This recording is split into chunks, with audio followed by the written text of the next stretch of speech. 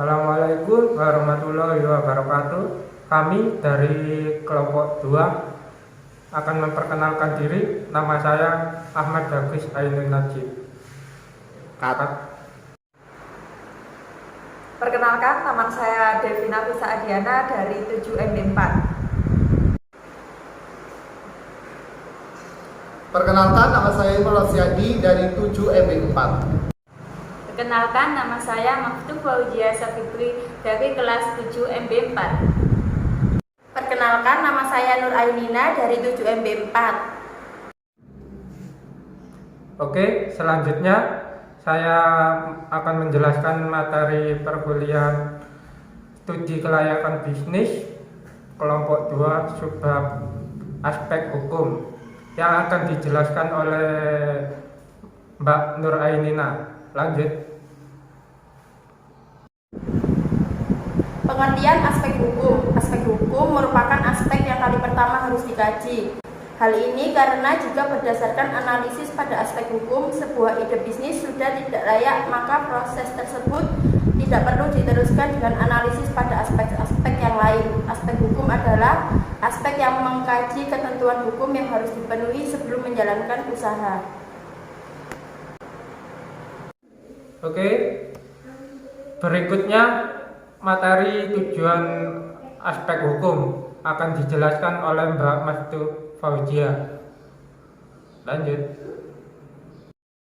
Tujuan aspek hukum secara spesifik, analisis aspek hukum pada studi kelayakan bisnis bertujuan untuk 1. Menganalisis legalitas usaha yang akan dijalankan. Yang kedua, menganalisis ketepatan bentuk badan hukum dengan ide bisnis yang akan dilaksanakan. Yang ketiga, menganalisis kemampuan bisnis yang akan diusulkan dalam memenuhi persyaratan perizinan. Yang keempat, menganalisis jaminan-jaminan yang bisa disediakan jika bisnis akan Oke, materi selanjutnya jenis-jenis badan usaha akan dijelaskan oleh Mbak Devi Nafisa Adiana. Lanjut. Jenis-jenis badan usaha. Yang pertama, perusahaan perseorangan. Perusahaan perseorangan adalah bentuk usaha yang paling sederhana. Pemilik perusahaan perseorangan hanya satu orang dan pembentukannya tanpa izin serta tata cara yang rumit, misalnya pembukaan toko kelontong atau kedai malam. Yang kedua, persekutuan perdata. Persekutuan perdata merupakan suatu perjanjian di mana dua orang atau lebih mengikatkan diri untuk memasukkan sesuatu ke dalam persekutuan dengan maksud untuk membagi keuntungan yang terjadi karenanya. Yang ketiga, persekutuan firma. Persekutuan firma merupakan persekutuan perdata dalam bentuk yang lebih khusus, yaitu didirikan untuk menjalankan perusahaan menggunakan nama bersama. Yang keempat, komuniter. Pada prinsip persekutuan komuniter adalah persekutuan firma perkembangan lebih lanjut dari persekutuan firma. Jika firma hanya terdiri dari para sekutu yang secara aktif menjalankan perusahaan, maka dalam komuniter terdapat sekutu pasif yang hanya memasukkan modal.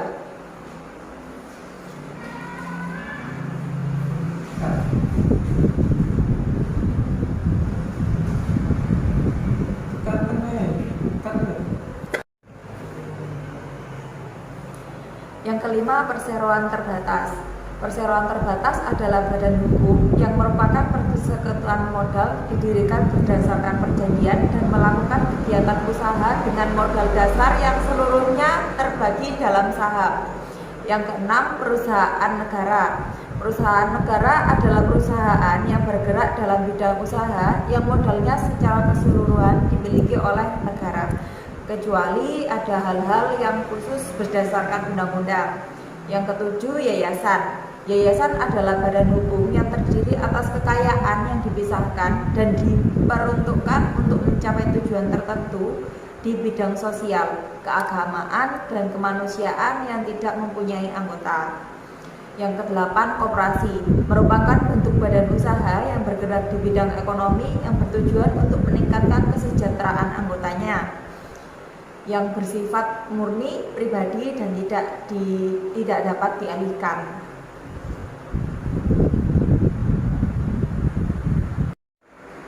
Berikutnya, materi dokumen yang diteliti akan dijelaskan oleh Mas Imron Rosyadi. Oke, lanjut.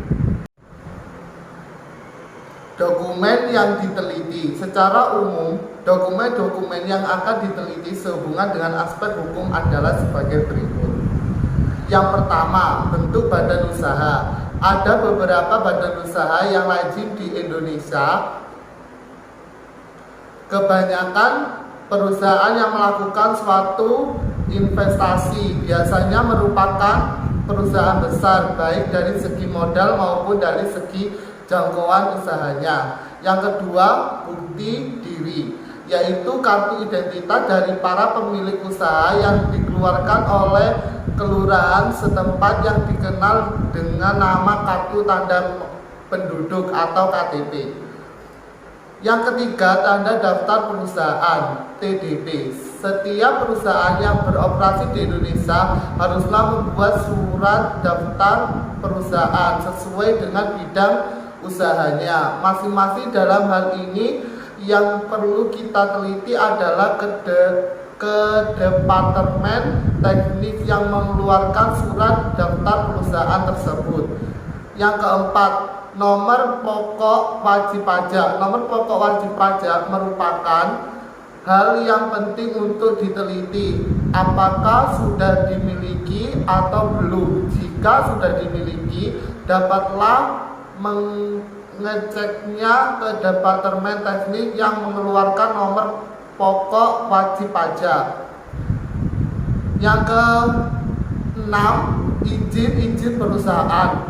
Meneliti izin-izin yang dimiliki suatu dengan jenis bidang usaha perusahaan tersebut. Oke, kembali lagi. Materi jenis-jenis izin usaha akan dijelaskan oleh Mbak Nur Ainina. Lanjut.